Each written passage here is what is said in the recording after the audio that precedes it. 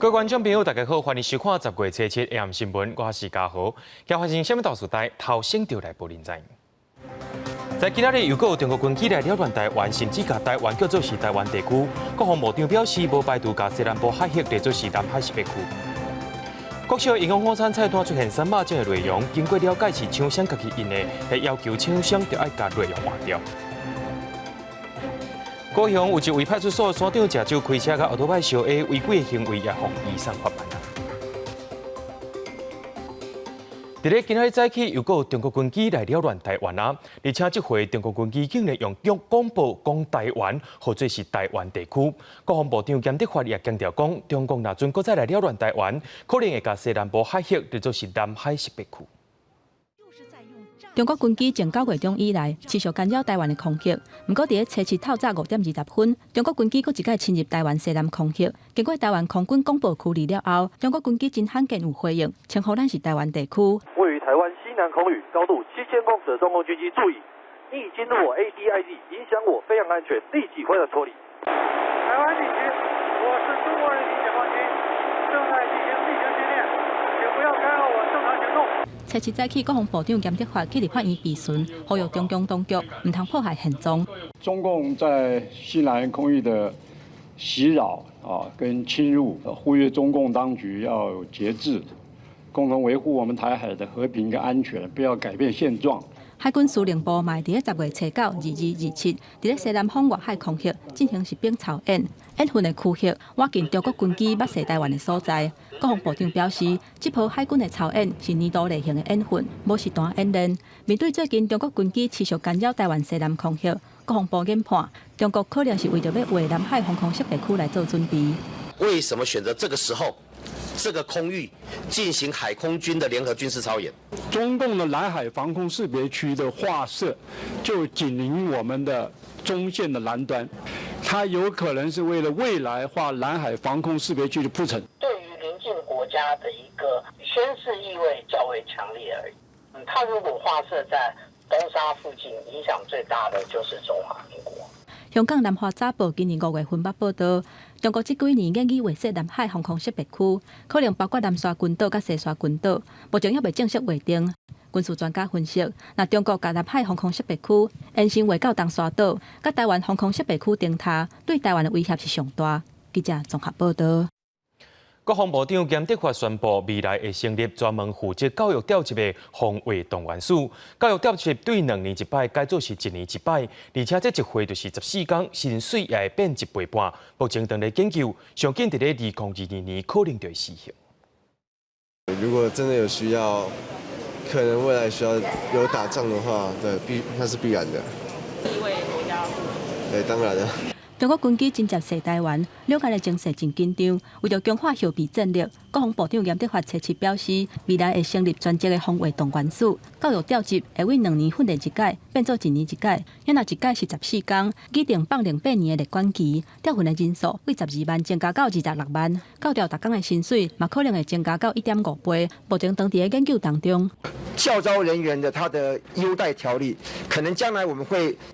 来一天给他1.2或1.5，我们现在正在研议，不会让这些教导员来这边14天，他会产生一些怨怼。国防部表示，训练的期间增加做14天，按算2022年的实施，而且根据部队任务进行教调的任务延长。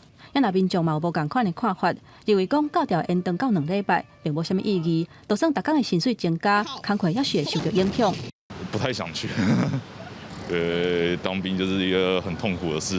基本上我觉得教招没什么用啦，应该说你要么就一般的，就是你原来的那个4个月的，把它还是弄长一点，那确保每个人都有学到。要结合他以后防御任务的现地去做执行，而不是只是在营区里面擦擦枪，然后呢射几发子弹上课。那这样其实对于提升战力没有很实际的帮助。局长认为讲，若是教育调集的对象是过去1年制义务役的官兵，相对会有袂歹的成果。不过目前4个月军事训练役的官兵，并无部队的经验，慢慢去过基地。未来若是训练的工数提悬到14天，这4个月军事训练役的后备人员，要安怎甲双臂部队来结合，也阁爱处理。记者综合报道。今年的风台拢无入来台湾，也害咱的水库伫咧欠水。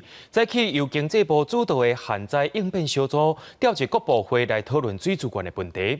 因也决定讲，对10月14开始，桃园、新竹、苗栗、台中4县市施行清野减少水压的措施。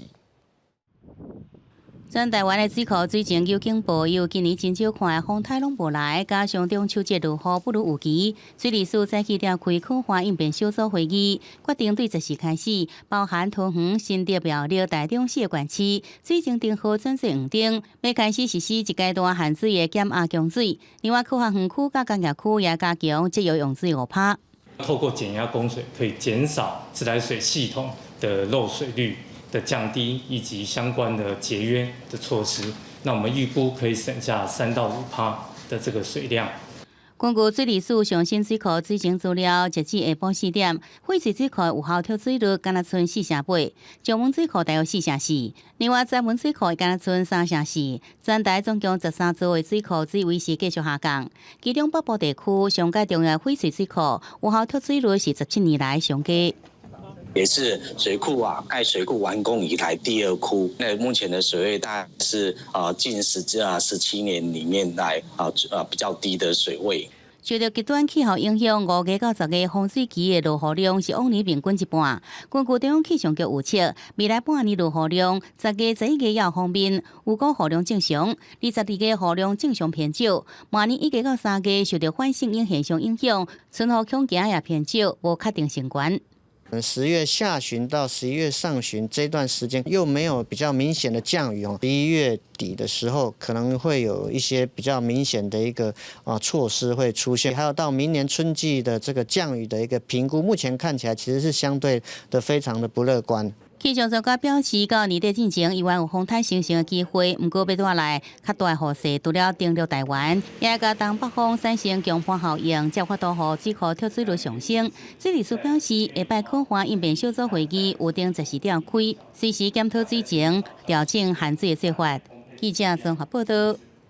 教育部有规定，各中小的营养午餐拢爱使用台湾的猪肉。不过最近却发现讲，一寡国小的菜单甲饼评会当看到3肉精的宣传内容，而且佫表示讲，这资料来源是食药署提供的。卫福部也驳回讲，文字内容毋是食药署提供，也无编任何医生做宣传。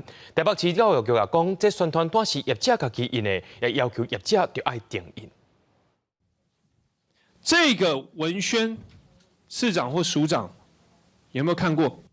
提出宣传的文件，问官员敢知影讲，美国猪肉伫明年就要开放，各中甲国校的营养午餐规定使用国产猪肉。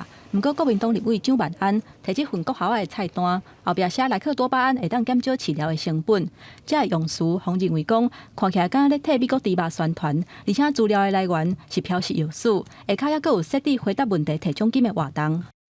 猪农是全面禁用瘦肉精，讲的对猪农有多好，可以这样美化瘦肉精。本部或者是食药署来讲，我们都是针对这个莱克多巴胺的健康风险评估对大众做说明的。那么我们不会特别去强调它的这个营养影响，在我们的这个公开资讯网页里面没有去谈到用这样的方式。卫福部讲，伊毋知影这件代志，嘛强调讲，这张宣传单除了图以外，其他文字的内容拢毋是食药署提供的，嘛无编医生做宣传。也若佫告诉讲，调查了后发现讲，这个宣传单是由团膳业者家己印的，并毋是官方的文件。菜单呢有经过学校营养午餐供应委员会的审查，这小知识呢是没有经过审查的，要求学校要更严谨审查的机制。针对厂商在这个时刻为什么要提供这样的知识呢，会来做一个了解，必要的时候呢是有相关的法则，评估要不要停餐。台北市教育局回应讲，这间团膳业者供应营桥、古亭、国语、实小等等7间学校的营养午餐，已经要求学校爱回收宣传单，而且取消回答问题提奖金的活动，嘛会阁去了解厂商宣传的动机。未来只要是甲学生有关系的宣传内容，拢会做行政汇报，也阁要经过考发会确认，严格来检查。另外，印宣传单的团膳业者是讲，因当伫咧开会当中，并无做出回应。记者综合报道。国内在今仔日又搁增加2宗带病入境的武汉肺炎确诊病例，是对20加印度入来的。另外，对台湾出去的确诊病例，伫日本搁出现3例，法国出现1例。不过，指挥中心也强调讲，其中3位伫台湾接触者目前体检拢是阴性的，这也代表讲台湾的社区有关是真稳定。国内新冠肺炎病例搁再增加2例，拢是境外移入，案例522是本国籍20外岁女性。去年10月起爱尔兰工作，今年10月初时入境时无症状，第2天进行特殊检疫时才出现发烧，规身躯筋肉酸痛，采检了才确诊。案例523是印度籍30外岁男性，工作来台湾，持有登记前3天内阴性报告，入境到即阵无症状，特殊检疫14天结束了后，因为工作需求自费检验才确诊。经过调查发现，个案来台进前捌在印度接触过确诊者，这也是国内头一摆看到爱尔兰甲印度移入的病例。他的 IgG 有阳性了哈，然后 IgM 阴性，那当然是比较有可能是他在至少3周以前就已经有感染了啦。另外，咱国最近留小指着日本甲法国官方经由国际卫生条例国家对口 IHR 通报，对咱国出境到日本甲法国民众检出新冠肺炎阳性，分别是日本3例、法国1例。不过3名个案伫台湾接触者总共列出74人，应该采检34人，核酸甲肺清抗体拢是阴性，显示台湾社区也是真安全。他的任何接触者都没有带病毒，也没有产生抗体，我们实在找不到我们社区里面什么地方有问题。日基有领导考虑，指挥中心也放宽特殊检疫甲隔离者申请出外奔送，也是探视条件。申请者必须是无症状者，在第1到第4天采检报告阴性，而且采检日2天内申请出外。第5天了后出示阴性报告者，3天内得应申请出外。好，那进来我们看这样的制度也是比较稳定，那也还是仍然有这样的一个奔丧跟探病的需求。另外，随着国际疫情上升，指挥中心也宣布，把斯里兰卡有低风险调整为中低风险国家，马来西亚是有中低风险国家移除名单。记者综合报道。讲到罗西亚的钢琴家特里弗诺夫10月16要伫台湾表演，却去互民众质疑讲，伊测试者伫拄荷兰表演线尔，所无经过14天的检疫规定。疫情指挥中心也解释讲，这是6月才施行的短期商务特别专案，只要符合防疫规定，就当缩短检疫的时间。七夕演奏巴哈乐曲，有名的华裔大提琴家马友友受邀请在11月到台湾演出。在全球疫情这严重之下，这是伊最近亚洲唯一公开演出。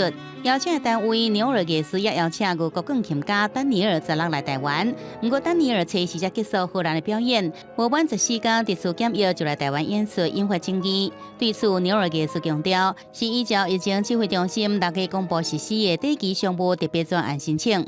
马友的话，目前我们还没有收到正式的回文，等到收到的话，我们也会跟大家公告这件事情。我们还是希望说，在这一段时间能够有国外最优秀的音乐家来带给大家最好的表演。其实我们在申请这些专案，我们的出发点都是善意的，那我们当然也都会非常的谨慎。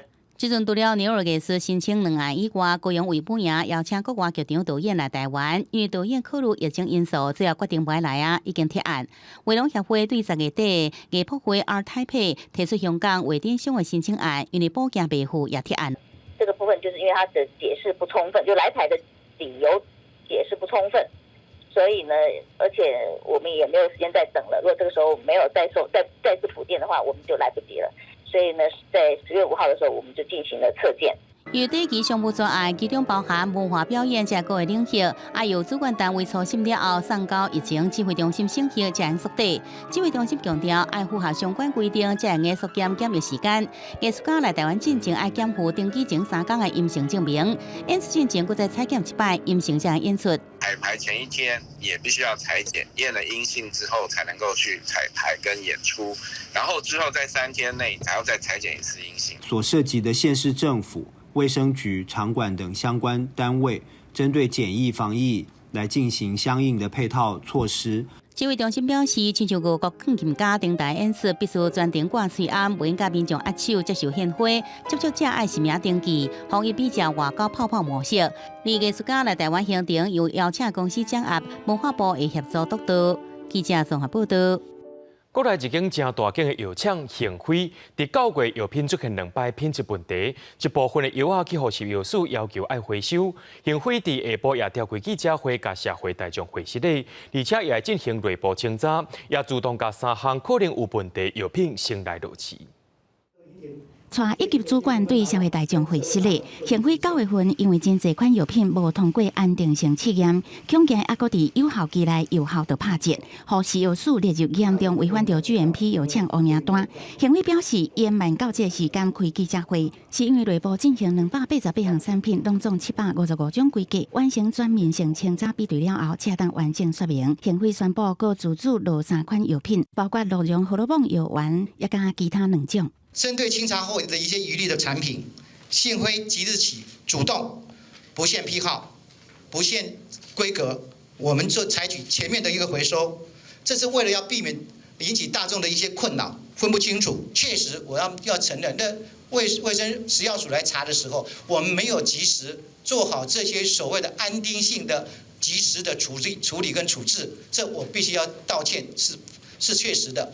恒辉强调，9月份以来回收事件是因为工厂管理的过失，无及时听报处理，若是安怎会出现真侪项产品安定性不足？恒辉初步认为讲，部分是因为伤大包无封密，未来考虑缩短大包装产品的有效期，公司会检讨改善，强化品质监测，也已经将改善报告送给食药署。他虽然有送了，只是他的报告我们觉得还有一些部分需要再补资料。那另外再加上他今天还有3项嘛。这个都是要赶快送进来的，所以我们一定有请他赶快送进来了。食药署表示，恒辉被列入严重违反着 GMP 厂商依照标准流程，必须呈送改善报告。因为初期又搁新增加3款家己落来的产品，所以改善报告都要搁补件。业主资料齐全，会安排查抢，通过了后才会当恢复生产，也甲强化。记者综合报道。对着阮的镜头来看在地上大条，伫高雄又搁再发生警察食酒开车案件。这回这位是六股分局万山派出所的所长，伊初日暗头食酒了后开车，摔甲一台奥多派相压。虽然双方已经和解啊，不过这款歹带头的行为也互调职移送法办。这只奥多派打势翻头，就去后壁骑真紧直行的奥多派弄着。警察接到报案去现场处理，才发现讲弄着人的起诉竟然是熟悉的，而且酒测达到0.99。酒驾与民众发生车祸那本案除依公共危险罪移送法办之外，并加重惩处记忆大构调整服务地区。涉嫌啉酒骑车弄着人的是六股分局万山派出所姓吴的所长，伊初三才伫咧人面册抛出甲高雄警察局长刘碧良的相片。初6尾仔就发生啉酒骑车车祸的事件。虽然甲互弄着的民众有和解，嘛去互调职处分，不过这已经是高雄市今年第5届警察啉酒塞车的事件。我自己是执法人员还这样知法犯法这样，对，就不太好。这些的条规他应该很清楚，可他却自己没有这样做没有做到这样子那怎么有办法去说服民众能够去接受这样的事情？一颗老鼠屎坏了一锅粥因为警察的记忆力应该都蛮不错的，可是就是会有一些害群之马。为了阻挡这种情形搁再发生，啉酒塞车的警察除了考绩是丙等以外，高雄市警察局去年还搁实施啉酒塞车的警察，逐工爱排8点钟指挥交通的勤务，而且袂当报加班费来做处罚。因若即马看来效果敢若有限，嘛互警察局长刘碧良是真无面子。身为干部，不能以身作则，我们相当遗憾。那当然，我们也马上从速从严来追究他的行政责任。虽然啉酒塞车的警察每手拢有受到处分，甚至是调职，不过警察也是执法单位的第一线，若无加强纪律，真做民众的模范，恐惊真恶，互人信服。记者综合报道。警方伫咧新德县新埔抓到一个制作毒品的集团，因伫真澎远的山区组织一个大铁厝，伫内面制造3级毒品喵喵。警方也将毒品的成品以及着半成品，拢总有900公斤，以及着5名嫌犯全部押回。做毒品的化工设备、甲腐蚀的反应器等等的工具，全部互警方查扣。还佫有大批人合作喵喵的3级毒品、4甲基甲基卡西酮的成品甲半成品。今年4月份，刑事局查到证据指出，新德县内出现毒品加背包的主原料3级毒品、4甲基甲基卡西酮的制造工厂。警方经过几啊天的搜证甲埋伏，伫新竹新埔真偏僻的山区一个铁厝内底，查到喵喵毒品的成品，还佫有半成品，拢总900公斤，而且掠着嫌犯5个人。他们为了方便制毒，他们又弄了一个大水塔，那里面放一些化学溶剂，并且连接一些水管，那直接连到屋内，以方便他们制毒。据我们估计它一天这个制毒工厂的产量大概可以制造80到100公斤的这个甲基卡西酮。警方表示，57岁姓李的主嫌，今年初伫新竹新埔的山区租一块地，4月份开始种地，去百外平的铁厝来做毒品，而且嫌犯佫直接甲食本，倒入去工厂内底的水塔，互工厂内底的水道头直接开开，就会当做毒品。一天的产量会当达到100外公斤，技术是真成熟。而且为着要闪过警方的追查，嫌犯还佫伫咧工厂内底按监视器，而且饲狗来做警戒。现场是非常的偏僻那几乎没有人烟。而且连电信讯号都没有，除暴特警队那直接从后山利用一些工具，在切下零线以后，从这个工厂的后方直接做攻坚的动作，才有办法直接查缉。检方复审了后，认定5个嫌犯拢有犯重罪，而且有逃亡甲串证的疑虑，声称羁押。新竹地方法院裁定批准羁押，专案检警嘛扩大侦办当中。记者综合报道。中华地检署查到一间有牌的废弃物处理机构，却偷渡上万吨的废弃物，伫中华、南投、台中拢有因乱片的本数。检方侦查了后，也依照着违反废弃物清理法，甲主要的嫌犯申请收押，落尾法院也同意收押。怪手伫空地仔遮，伊就挖落去，挖到一大堆的废弃物。中华地检署接到民众检举，讲丽水乡嘉禾美林空地仔，互人带真侪废弃物。经过半年调查，发现违法导致了废弃物的规模更加多，废弃物有上万吨。乱倒所在包含彰化县、南投县、草屯镇甲台中外部区。不法的营造业者勾结签订虚伪的买卖合约、运输合约等资料，那初估弃置的废弃物高达上万公吨。检方调查到源头是同一间合法的废弃物处理机构，以一栋2000到3000件费用，向其他业者收取玻璃纤维废弃物，却是无依法回收，搁再利用，反倒当签假买卖运输合约，结果将废弃物交予环保中人4区的10拨人，委托其他业者乱带也是甲添起来。本案经检察官讯问后，认为环保犯罪的前客屈某以及处理机构跟相关的营业者负责人等6人。设有违反废弃物清理法的罪嫌。检方侦查了后，约谈4区的主嫌甲4楼的负责人，这6个人到案。审问了后，其中4个人承认犯行。第4区的主嫌和检方申请羁押，也得到法院裁准。检方也协助环保机关加强管制后端的处理甲废弃物流向，并且督促业者完成废弃物的清理，避免搁再污染环境。记者综合报道。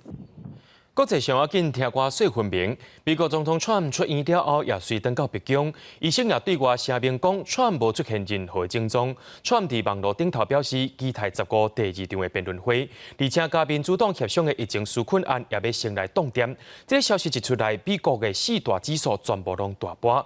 众议院的议长佩洛西也讲，川的行为是放杀美国囡仔甲劳工家庭。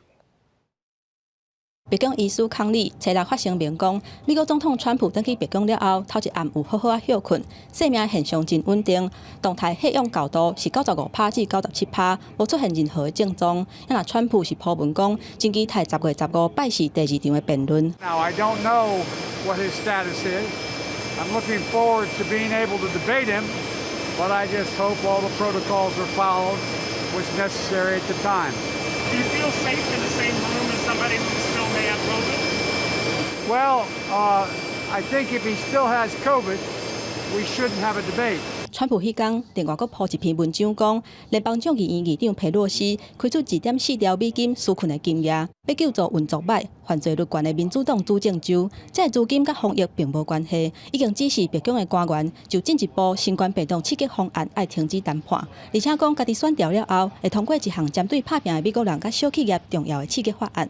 了后，美国4大指数全部拢落，普因嘛是受到真大影响，道琼收盘落超过300点。They abandoned our fight to crush the virus, which they have ignored and that we insist upon in this bill.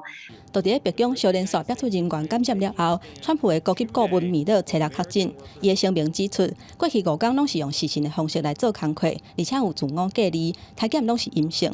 不过即马验出阳性，目前还是伫隔离当中。北京一个资深的官员表示，川普甲几下的幕僚感染了后，为着阻挡感染佫扩大，拢会做采检。米勒是伫最近体检的时阵，防检验出来。也若顶礼拜甲米勒做伙参加一项军事首长会议的美国海华防卫队的副指挥官瑞伊，嘛宣布确诊甲自我隔离。地属参谋总长联席会议，大部分的成员拢爱自我隔离。连会议的主席，也就是陆军四车上将米利嘛，闪无过，同款确诊。记者综合报道。伫咧拄则公布的2020年诺贝尔化学奖，今年是由美国甲法国2位伫咧研究基因编辑的女性学者共同得奖的。这2位学者开发基因编辑的新方法，大大改善生物医学研究，也对疾病医疗真有贡献。这2位学者也是2016年当奖生机医药奖的得奖人。伫咧宇宙当中的乌洞，一直是天文学界真侪人要研究的主题，甚至有人证明讲乌洞是真真正正存在的，也强调讲伫银河系中有一个真大的乌洞。2020年诺贝尔物理奖就颁发给3位专门咧研究乌洞的学者。爱因斯坦提出广义相对论的同时，虽然也预测宇宙中乌洞的形成，也毋过爱因斯坦家己也对乌洞的真实性有疑虑。一直到爱因斯坦过身活10年了后，1960年代，当时还阁真少年的霍金甲潘罗斯，就证明宇宙中存在某一个点，会互物质被集中压缩。大约伫同一个时期，每一个科学期间甲研讨会上开始大量出现乌洞这个词。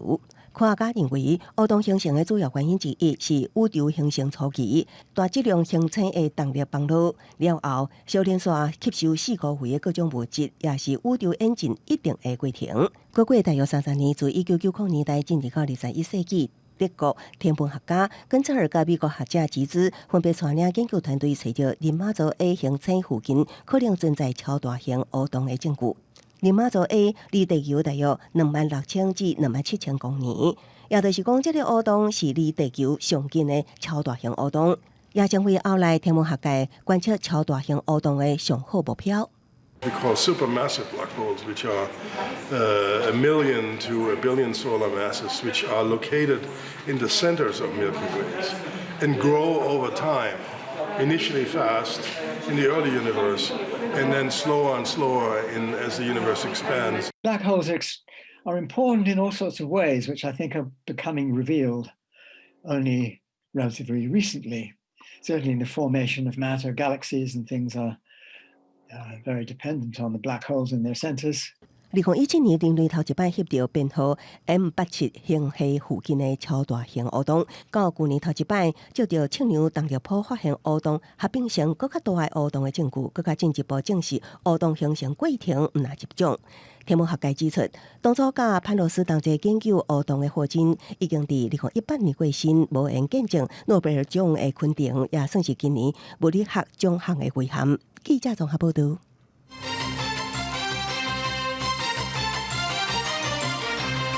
立法院的经济委员会伫今仔日早起邀请农委会针对着美国猪肉进口问题进行报告。不过，主委陈吉仲上台了后，却发现简报的档案出问题，致使会期撑着10分钟。国民党的立委也随批评讲，这是将来毋捌发生的确实例经。国民党的立委林维洲也骂陈吉仲无体，无为着一个开放美国猪肉来落台。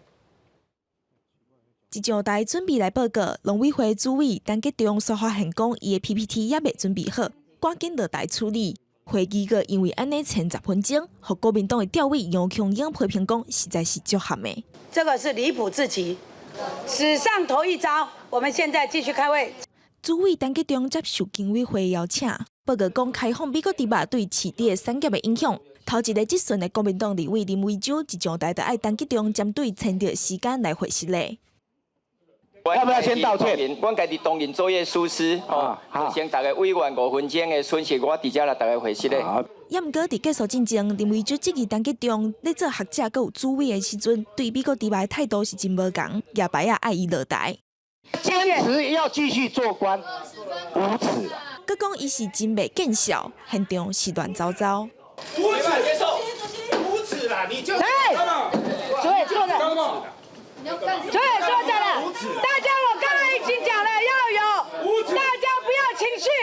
不过进口对国内市场的产业受什么冲击？农委会讲影响是无大，也毋过嘛讲为2002年到大，台人当年的猪肉消费量是为40.2公斤，落到36.8公斤，是因为国人食较侪进口鸡肉所造成的。排挤掉了我们的一个猪肉的消费量。如果真正要把这个冲击降低，反而是要求在国内的市场，针对白肉鸡的进口，要来做更好的标示。农委会对进口美国猪肉带来影响态度是真乐观，而且讲美猪10公斤的价格，敢若比无用来这俗狗狗娘是78块，也是比加拿大猪肉61.3块悬。所以认为讲美国猪肉的价格，除非会当比加拿大猪肉俗，那无影响是真有限。记者综合报道。高雄市长陈其迈就任了后，在今仔日是头一回去到市议会进行报告。今仔日也针对着桥头各项园区青年就业以及着空污改善计划进行施政报告。不过，伫透早已经有一群民众伫咧外口等待，有的是要来抗议美国猪肉，有的是要来争取劳权的。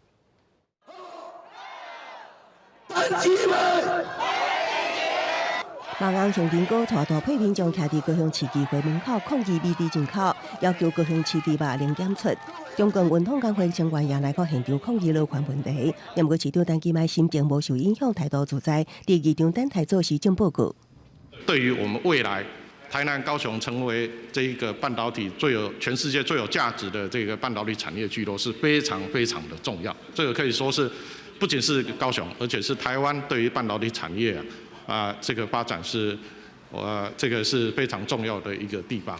陈其迈讲政策讲到超过时间，也毋过拿赢，无咧心意迄套，再去党团联合质询，准备真济道区，要求陈其迈将对美猪进口的态度讲清楚。你未来如何把关美猪？而且你说各级学校都要用美国，都要用这个台湾猪。你如何能够分辨？那些议员讲到激动，甚至直接来到陈其迈面前，要求签署声明书。那些议员一度爆发冲突。比较那些的态度强硬，同款是讲美猪，另些议员明显对陈其迈较优先。瘦肉精的猪肉进来，我们该怎么样来做配套，让所有高雄市民知道说，我吃这个物件应该按怎规范？民主的社会，你要吃唔吃，你家己决定。怎么会要求市长讲你要吃不？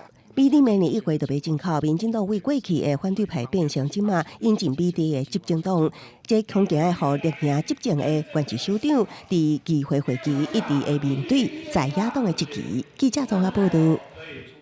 前总统李登辉伫今仔日举行隆重的奉安礼拜，李登辉的灵骨也会安放伫五指山军人示范公墓。总统蔡英文甲副总统赖清德也拢亲身出席，表达对李登辉的对视。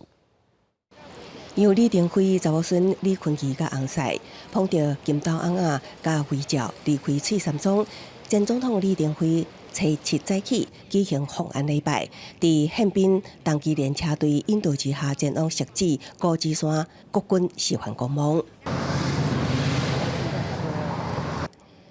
台联也呼召民众伫车队经过路边，摕李登辉的讲载甲画像，并且演唱《前锋之歌》，来送精神领袖最后一程。今天我们大家一起来这里送他最后一程。那总统他承载了厚厚的一本台湾历史。我们希望说，我们台联可以传承他的这个精神，继续为台湾来做打拼。早起9点20分，移灵车队来到五指山，总统蔡英文带领副总统赖清德、总统府秘书长李大为、甲国防将领叶林，并且向李前总统行3鞠躬礼甲献花。行3鞠躬礼，鞠躬，再鞠躬。基督教长老教会牧师进行礼拜，并且进行祝祷。刷落来伫10点20分进行奉安仪式，并且鸣放纵情3响，以表示尊敬甲对视。民藏枪，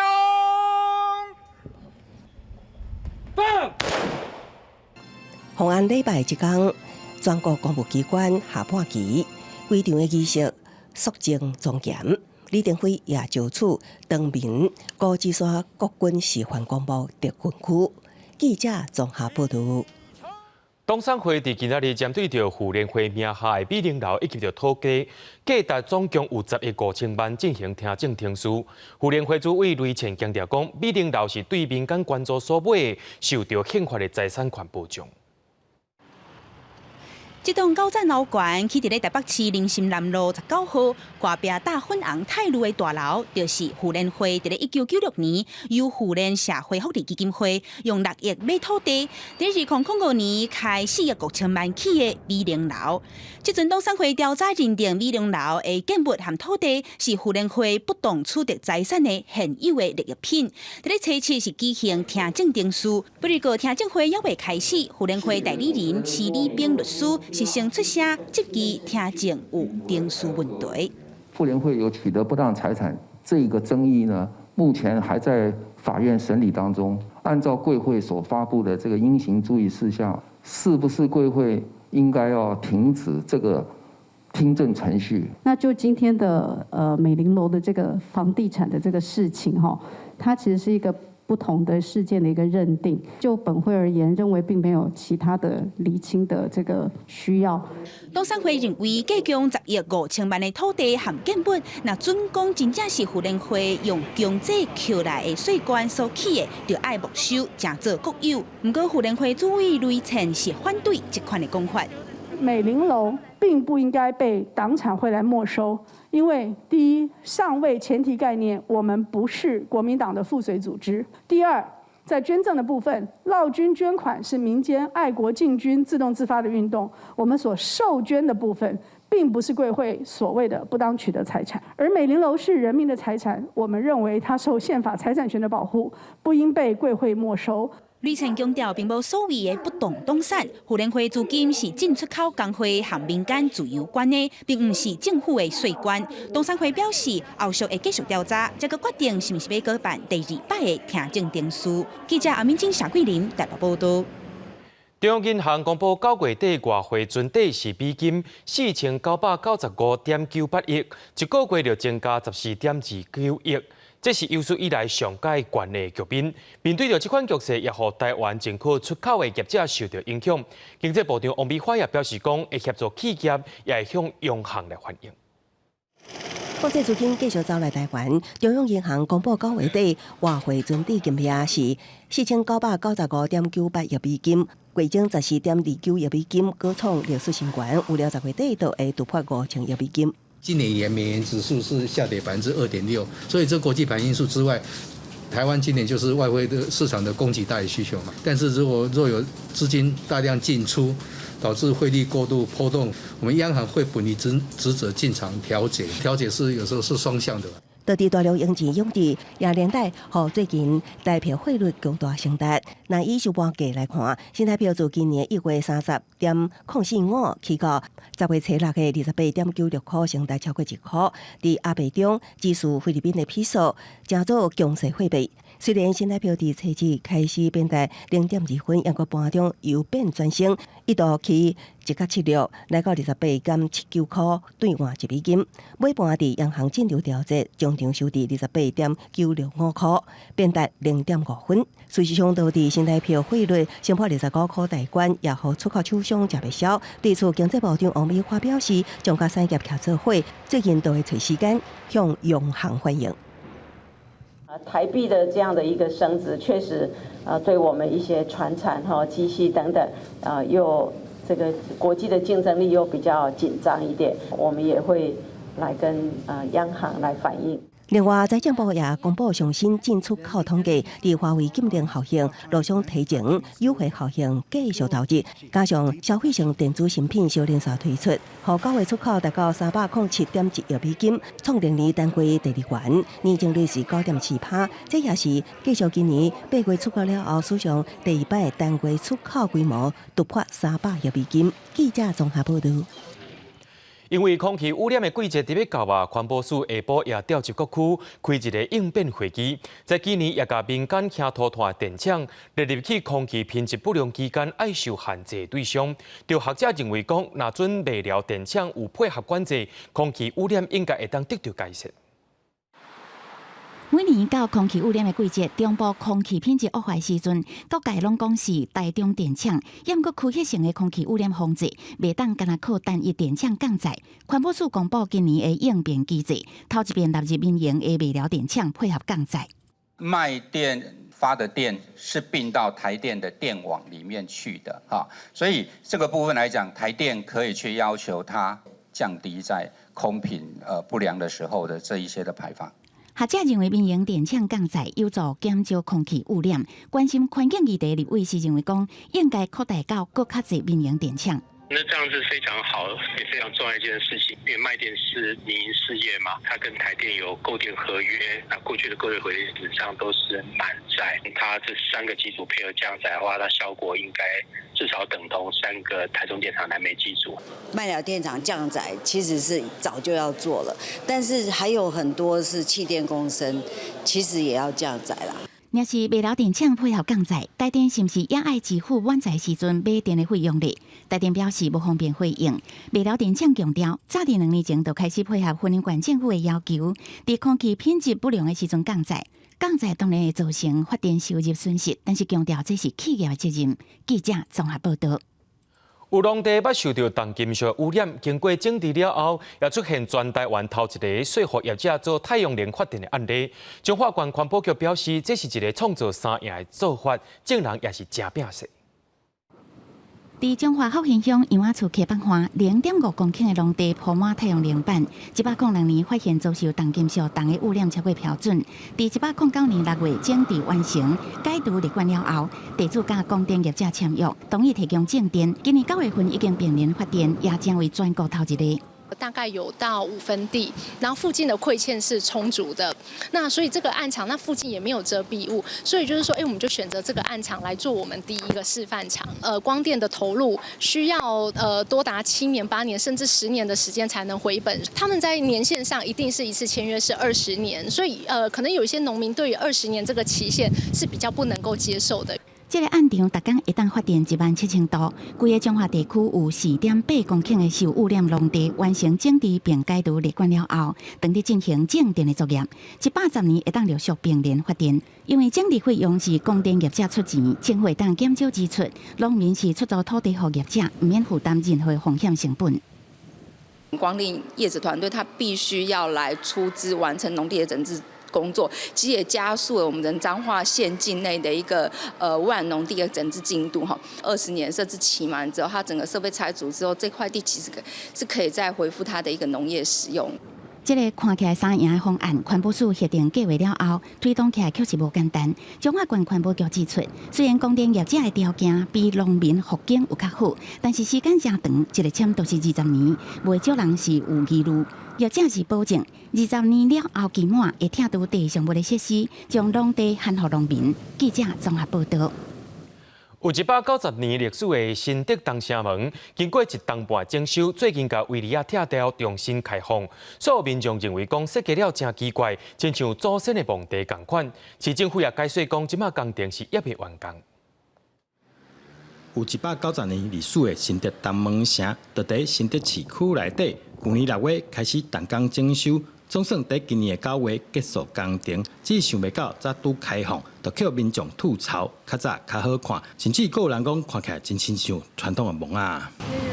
你觉得有像吗？有啊，还好哎，这样一看就不会特别的，没有马上就觉得它是墓园，就是要看久一点才会觉得有一点那样，但不会到马上看就觉得是。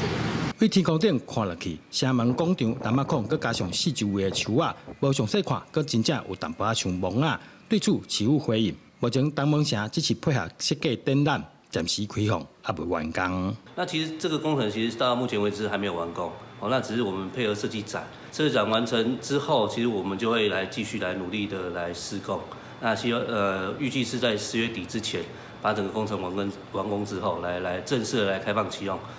针对民众看法，新北市政府表示，目前大家看到的只是半成品，新的设计可能着少年人的需求，拍得出10公尺长的长廊，互民众会使较简单亲近古迹，请民众期待。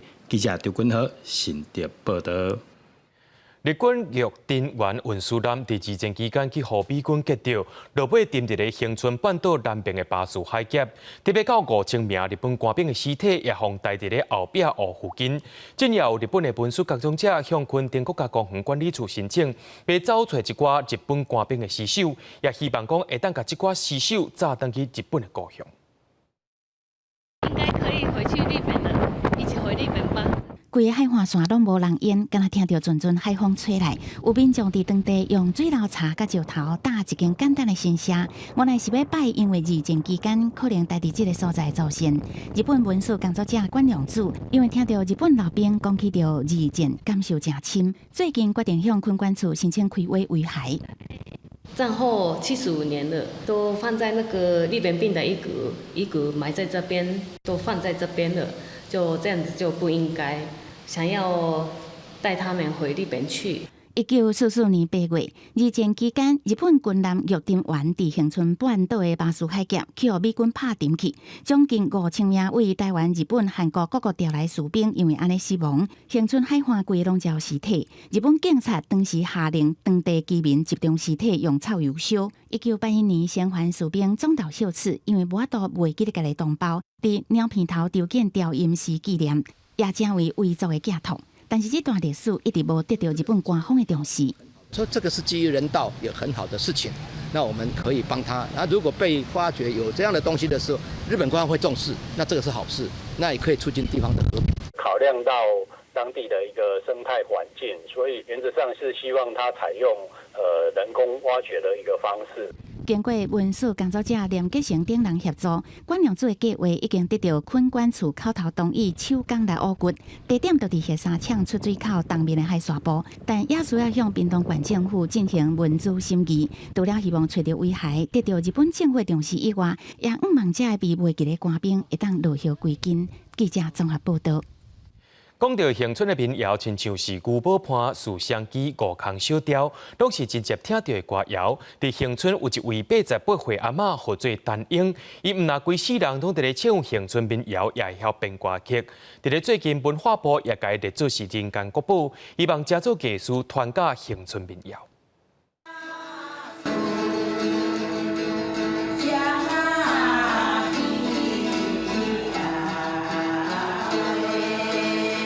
伫民谣馆大月琴唱《思乡记》，这班学生有人已经做阿嬷，不过老师的年岁拢比因较大。但因阿嬷已经88岁，有缘逐礼拜出门教学生。要唱这种的吼，生讲的是那介困难啦。你也要顾这个，爱会记这个词，吼会记这词，啊，佫会记这个调。啊，即马调落会下，这个咱的乐琴。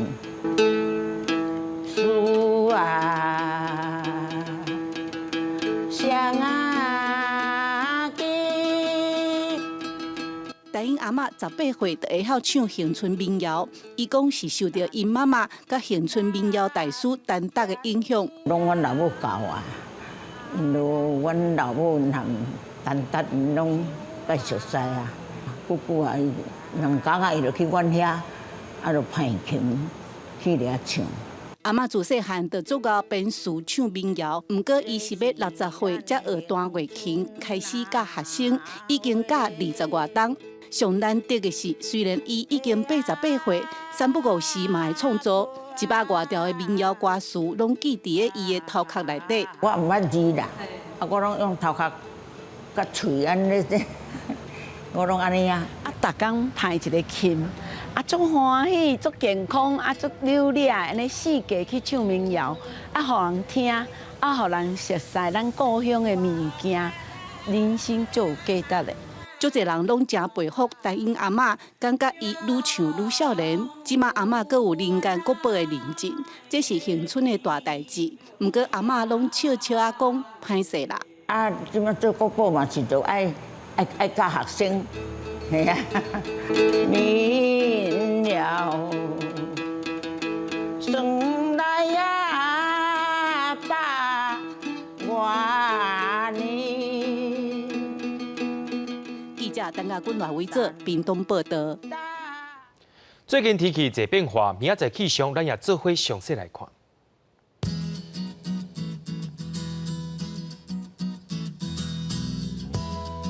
北部地区对21度到28度，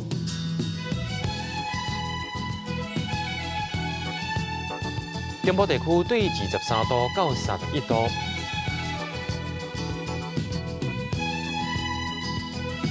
南部地区对23度到31度，